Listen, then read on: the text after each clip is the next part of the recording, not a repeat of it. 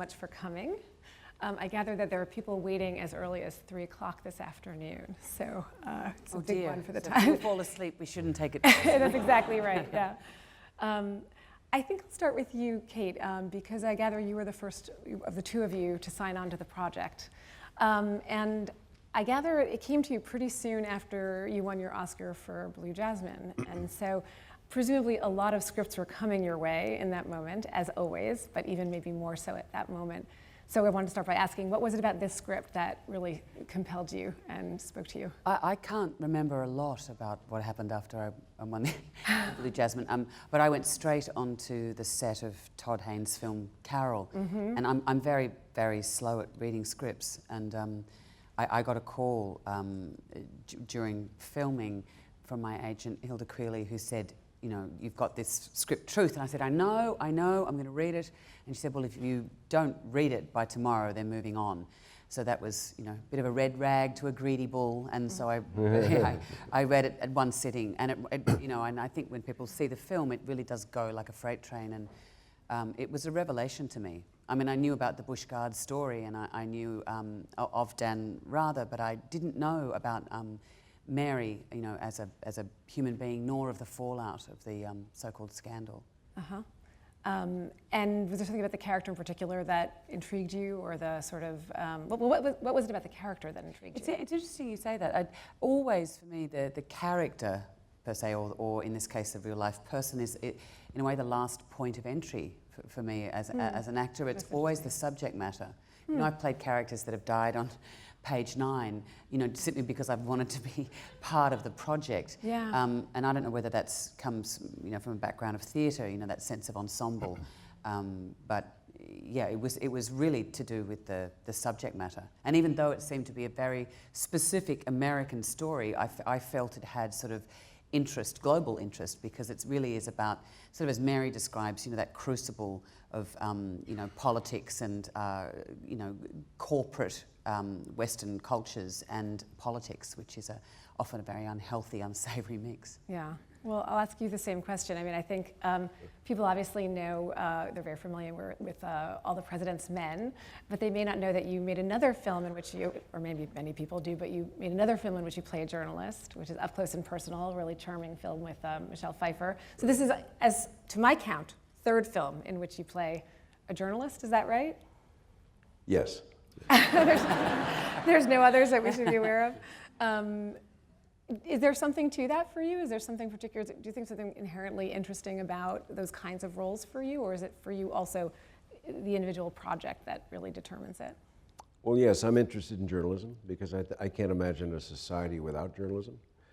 And so the idea of playing a journalist is intriguing to me. I think the idea of being an actor, as Cate and I are, being an actor means that you are going to be playing a character that embodies the story. And that's a very attractive thing to have, but also it carries some weight. And in this case, with Dan and Mary, it was kind of a tricky thing with Dan, because I was going to be playing somebody that was pretty well known. And the question was, how do you capture that person and not caricature that person? I didn't want to go too far where it becomes obvious that you're trying to characterize that person rather than getting the essence of him. So it was just basically understanding his style, his manner of speech, something inside him that produced a certain kind of behavior that had kind of rare qualities to it, like dignity, respect, which seemed to be going out of a lot of anchors. And so anyway, trying to find that without going too far was the challenge, but then again, as an actor, you like challenges. And then working with a fellow actor who I so admire, Cate, that was also a pleasure, because it meant, because we were going to have to be working together, we were going to have to represent a kind of bond, a bond that had to do with loyalty. And after I say this, I'm going to shut up. Oh, no, you're not. Yeah, no, I called Dan Rather and I said, is there anything you want to, excuse me, is there anything you want to tell me? And he said, yeah, Bobby said, it was about loyalty. He says, I was loyal to Mary, she was loyal to me, we were loyal to each other, but to me that was the bottom line. And we were loyal to our bosses, but that loyalty was not returned. And that's sort of what the film is about. So I took that to heart and said, okay, then when I work with Cate, we're going to establish a kind of a bond that talks about loyalty. And a lot of sexual tension. I was going to say, how exactly do you do that? Well, those scenes were cut out, unfortunately. I know, but they were such fun to do. They seem to be going pretty far out of their way to make it clear that's not what was going on in the film. Well, since we're talking about the bond between the characters, now that might be a good time to look at this lovely clip from the film. This will hopefully happen. I remember when you used to say courage at the end of every broadcast. You remember that? I remember. Do you remember? Oh, you must be very old. Why'd you stop? They made fun of him. That's No. why. No, they did.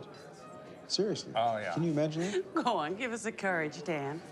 No, come on. Come on, just Mary. one for me. For old times. I don't think so. For me, on. for me. Come on, please. You really want it? I wanted to, yeah. Courage. Well, it worked at one time. Hey, here's to a great story. Yeah, once they finally ran it. Yeah. FEA. FEA.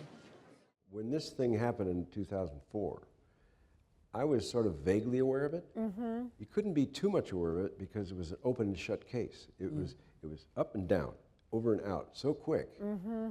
You sensed that there was maybe more to the story, but you didn't know what it was because it was shut down. Right. And then you go on about your way. And then when I read Jamie's script, I realized, what he's doing, because there's nothing more exciting to me than telling a story beneath the story you think you know. And this was a chance to finally expose the deeper story under it, which had to do with the clash between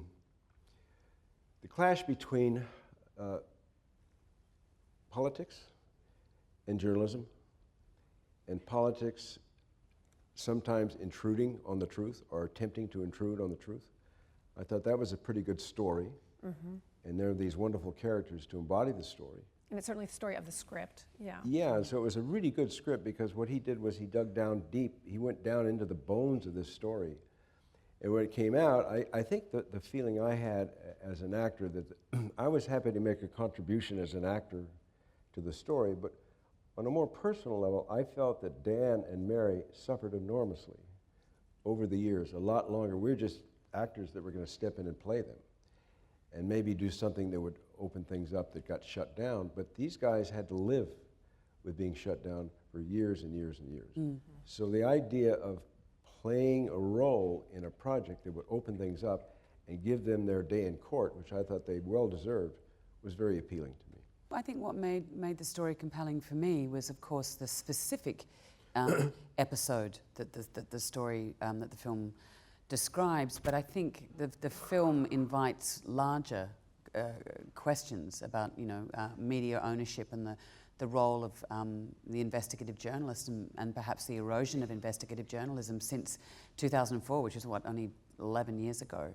I think the landscape's changed entirely, and certainly when this is set, I think Mary and Dan found themselves in quite uncharted waters. We take the blogosphere and, Twitter wasn't even around, if we can imagine a time before Twitter. Facebook was barely Facebook, exactly. And so that whole kind of viral internet opinionating, which we live with, and you really have to search through to find the information, the news, because the opinion is so enmeshed and embedded within that reporting. It wasn't the case back in 2004.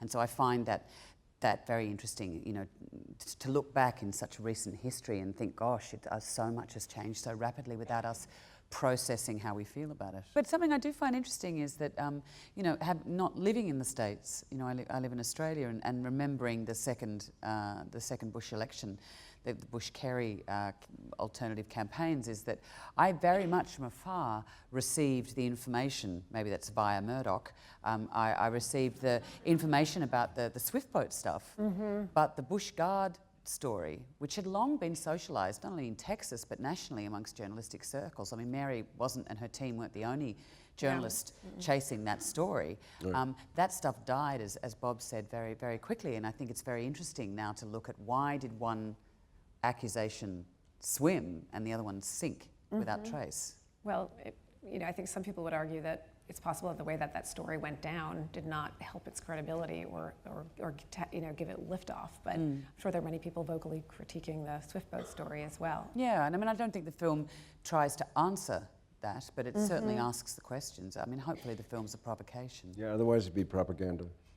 If to put something forward that asks the audience to maybe at least think about it to the point where they would ask questions about it, I think that's about the best you can do. You can't do a whole lot more than that.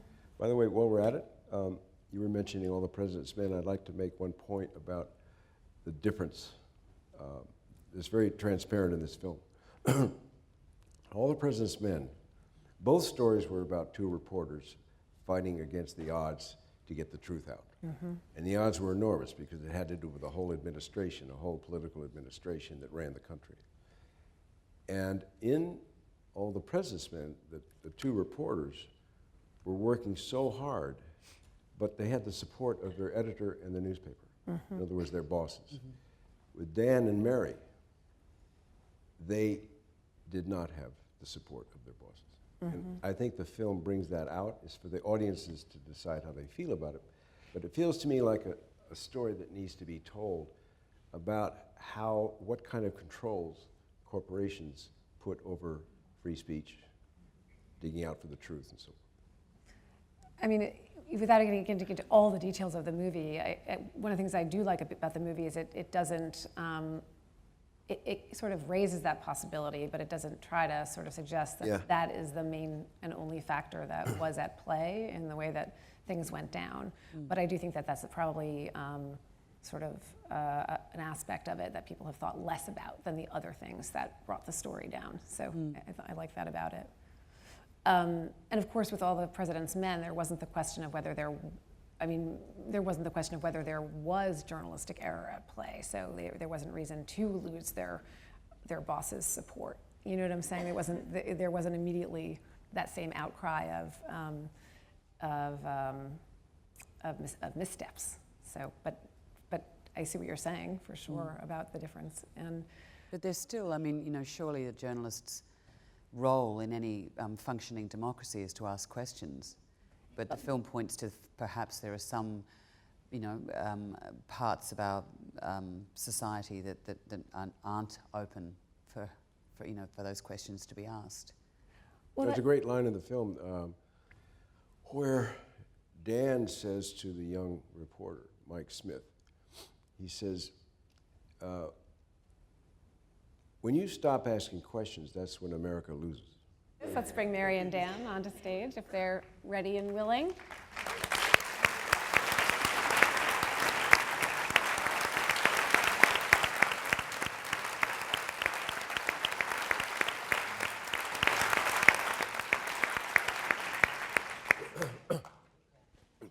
Okay, well, thank you so much for coming.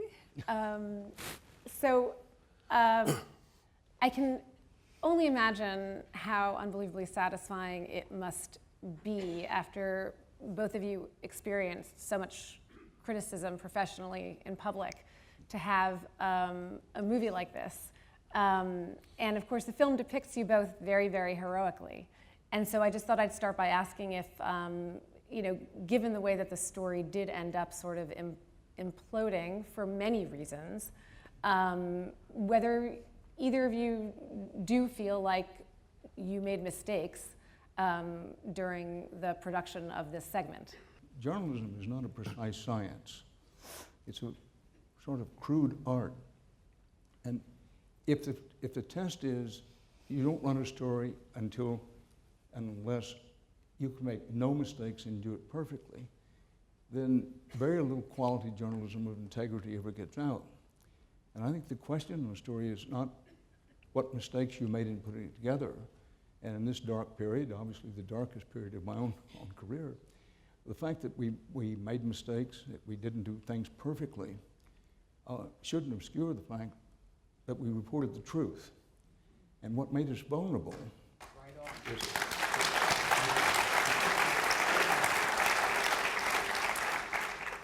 the whole history and tradition and mission of CBS News for well over half a century had been that the corporate entity supported its reporters, reported through the civil rights period when there was hell to pay just reporting what Dr. Martin Luther King and others were doing, during the whole Vietnam War period, during the widespread criminal conspiracy known for short as Watergate, through all those periods that, if reporters were held to the standard, you make no mistakes in producing the story, then you never get to the truth, you never get out. Now what happened with this story, because what we reported was true, and because there were truths that very powerful people did not want the public to know, they couldn't and didn't attack us on the facts. They attacked us on the process. Well, I think we did make mistakes. I do think we had to rush to get it on the air or not do it at all, which is a very unfair... Because you were going to get scooped, that was the concern? No, because 60 Minutes was preempted twice, once by the Billy Graham crusade and also by a Dr. Phil special. Right. So, it's true. It's true, it sounds like a joke, but that's true. So we had the choice of either putting it on in 5 days or never mentioning it for the course of the campaign. Why don't we watch a clip from the movie, actually, and then that might raise some more questions. Another clip from the movie? We could see that. What are the chances you have something alcoholic in there? Better than average.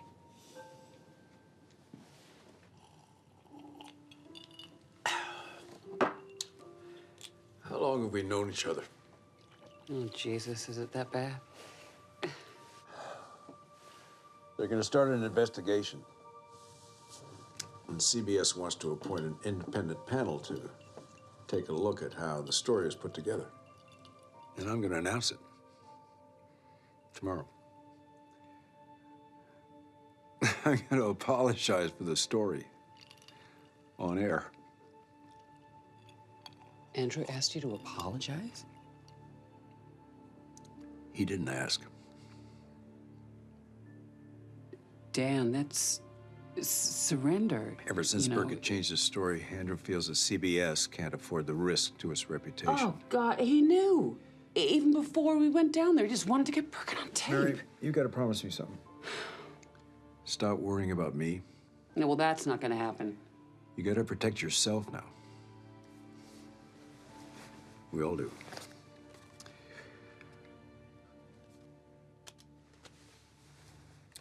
Thank you for the drink.